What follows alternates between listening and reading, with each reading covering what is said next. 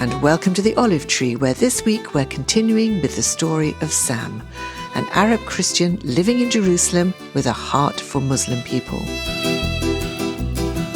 And today he shares some stories of the people he's meeting and describes how they respond to him. Well, first, to reach people, it's the most hardest work in the whole world, the Muslim mentality actually, because they are always in their mindset that they are right. And if you give them the Bible, they will give you the Quran. If you give them Jesus, they will give you Muhammad. If you give them anything, they will give you something in opposite. But if you give them love, they cannot give you anything except love. So first we have to love them. Before we go to the street, I have to pray to have love in my heart toward them. So we started to do that. We start to pray with them and to show them love and give them humanitarian aids, food, wherever they need. And with that, we build a relationship. When you build a relationship with any person, he first will listen, then slowly he will take an action. Because all the time they will take something called fatwa, which means I need to ask the sheikh to explain it for me, to accept it or not. But when he trusts you, he don't care about that. So stories like that, for example, we distributed coupon cards. And the building where I am working, there are 6 cleaners who clean the building. Those are poor people. They live in poor neighborhoods. Nobody take care of them. So I called their boss. He's also another Arab guy, and said, would you gather them for me? He said, why? I said, just gather them. I have something for you guys. He said, okay, half an hour, I'll gather them. So he gathered them. He called me. I went there. I showed them in the room. They are sitting, waiting for me. I said, what do you want from us? I said, okay, guys, I have something for you. I'm not a good guy, but Jesus Christ loves you. And he actually put in my heart to help you. So I have here for you 6 coupons of grocery that you can buy for your family, and that will help you for the whole week. It's about $200 each. If you look at their faces, you slap their faces, and they're shocked. They look at me and say, wait, why are you doing that? I said, I'm not doing it. Actually, I was praying. Somebody gave me this money to help people who's in need. And I was praying, and Jesus told me that I have to help you with that. So here's 6 cards for you guys.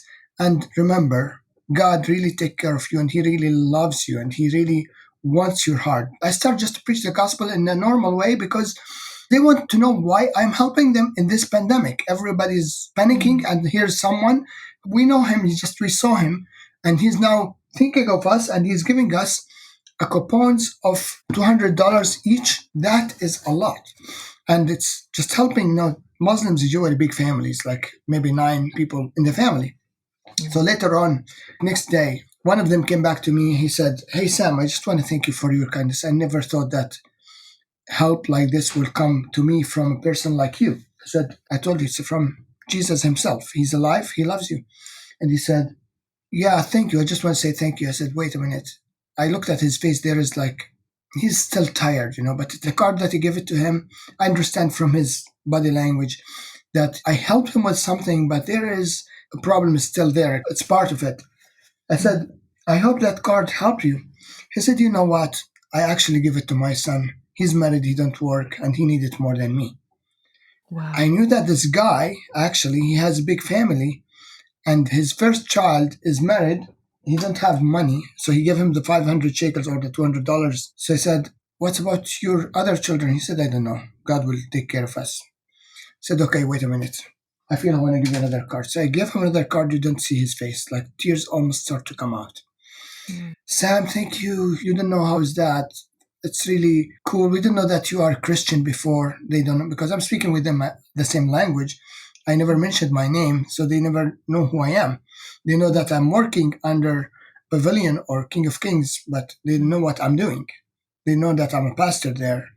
So when I give it to him, it's like heaven open. So other person saw me in the elevator, and he said, you know what? Our families, who's really our families, they never feel us as you felt our needs. Such environment that it created from cards. Even, just today, another guy showed me. That was probably half a year ago. One of these guys, he saw me. He said, "Hey, Sam, thank you so much for the cards that you helped us for a few months. Do you have more?" I said, "Well, actually, it was a project. I don't have now more, but if it will come, I really will give you one." But this built a huge relationship that I can start to share with them the gospel freely, Mm. without fear, without just built based on love. Another person, this person, with the corona, all the education start to be online. So some families are really poor. They don't have even computer home. Okay. Mm. So I know this guy, he has only one smartphone, and that's with him. So when he's home, his daughter can study online. When he's not home, she cannot study online. So he went to the school, and I didn't know this. I just was praying and felt the Lord telling me, give him a laptop. So we had two laptops to give it to families, and I felt God telling me, go there. So I called him. I said, "Hey, how are you? I would love to visit you." You are welcome. But he started to feel something like why I have to welcome and stuff. I said, "I have a gift for you." When I said I have a gift, he said, "Why?" I said, "No, I just felt that I want to give you something. There's a gift for you coming." So he knew that it's a computer, so he welcomed me to his home. He has his neighbors there, and it was like, wow, huge shock in their face. Then I knew what's the story. He said, "You know what?" I said, "What?" He said, "Today I went to the school. I had a fight with the principal." I said, "Why?" He said, "Because they distributed computers to the children, but they didn't give my child. They give to the people that they know. But how come my daughter will study? I have only this smartphone, and when I'm outside the home, then she cannot study." So I really want to fight with them, and they didn't give me anything. I said, "You know what? That's why Jesus told me to give it to you. I just wasn't praying. I felt deeply inside my heart to give it to you." And this is just to tell you that God really takes care of you with details. He really cares about you. He really needs you. He really loves you. He was like, didn't imagine how his wife was like in shock. Mm. What? Computer came to us from out of the blue. It came to us. Why you are thinking of us? So I said, well, Jesus really cared about you, and it was opportunity to share the gospel with them and their neighbors who was visiting them that time. It Wow. was amazing how to share, just giving something. If I want to plan to do something, it's not going to happen. Mm. But when God is providing, it's really happening in an amazing way. Another guy, he's actually a cleaner at the parking lot. Okay. I know his son, but I never thought that this guy is his father or that guy is his son. So I went to him and I said, well, I felt God's telling me to give you this coupon card. And he said, "Oh, thank you. Why you think about this?" He's probably an age of 65 or something like Mm. that. Old man, working as a cleaner, Mm. and he cannot even supply for his family. Then he said, "What do you think about me?" Said, "Actually, I was driving my car, then I was praying, and I felt the Holy Spirit telling me to give you a gift card. I know that you have a big family, and I hope this card will help you to buy grocery for them." And he's like, tears start to come out. He said, "Oh, really? Thank you. I don't know how to thank you about that." So since then, he starts to be like all the time. He's stopping me, say, "Hey, good morning, bless you, blah blah blah." So Mm. week after that, I saw the other guard, and he told me, "You helped that guy." I said, "Yes." He said, "You know what he did with it?" I said, "What?" He said, "He gave it to another guy." I Wow. said, "He gave it to another guy? Why?" He said, "Because actually the other guy," he told me the name. Then I knew. I said, "To that guard he gave it?" He said, "Yes. But that guard now is not working, and he gave it to him." I said, "Why he gave it to him?" He said, "Because simply it's his son."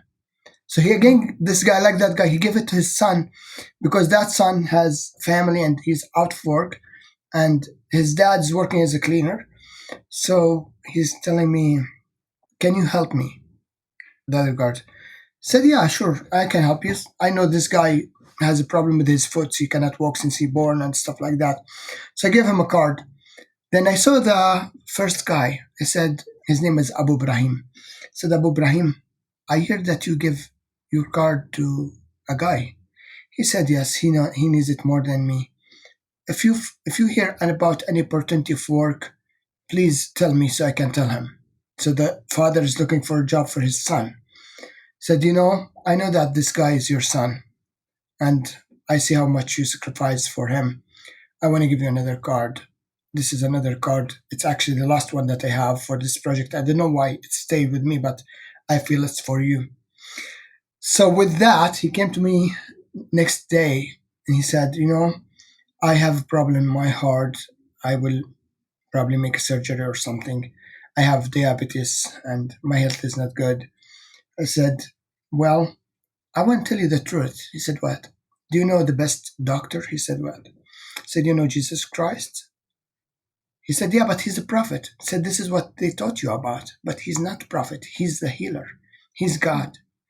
I start to share with him the gospel. And he just opened his ears and mouth. He just want to listen. He's like thirsty. And he said, I want to listen more. Who's that healer? Why he told you to give me not one card, but 2 cards now? It's like giving him a big amount of money to help. It's not the money, actually. We didn't give money because I didn't know what they're going to use with it. So I give a card, coupons, and it's included only grocery, not alcohol, not cigarettes. So they just have to go and buy grocery what they need for their family. And it was like, wow. So this kind of story is happening with me almost every time I do such a project.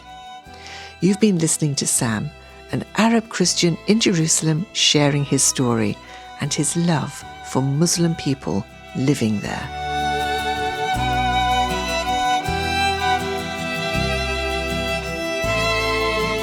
The Olive Tree Reconciliation Fund is a Christian charity based in the UK that supports the needs of both Jewish believers and Arab or Palestinian Christians living in Israel and the wider Middle East. If you'd like to know more about our work and receive our free bi-monthly newsletter, please visit our website, olivetreefund.org. Meanwhile, join me at the same time next week for another story from the Olive Tree. Until then, goodbye.